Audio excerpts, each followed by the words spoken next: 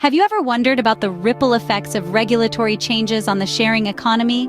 Today, we are diving deep into the recent changes in New York City's Airbnb regulations and how they have been transforming the landscape of short-term rentals. Once upon a time in the golden years of Airbnb, the platform was bustling with short-term rental listings in New York City.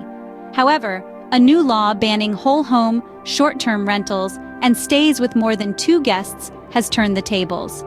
From June to September of 2023, the listings on Airbnb in the city plunged by a staggering 77%. The journey to this change didn't happen overnight.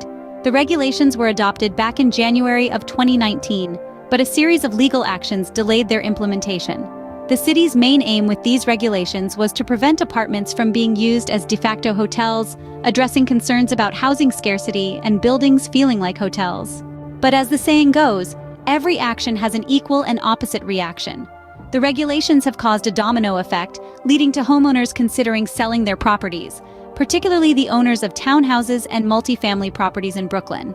On the flip side, some hosts have pivoted to longer-term rentals, while others have decided to pull out altogether. This new landscape has not only affected hosts, but also travelers. With the number of short-term listings dwindling, travelers are now seeking alternative resources for short-term rentals, venturing into the shadows of platforms like WhatsApp, Signal, Facebook groups, and even Craigslist. Wrapping it all up, the recent changes in NYC's Airbnb regulations have brought a new era for short-term rentals in the city.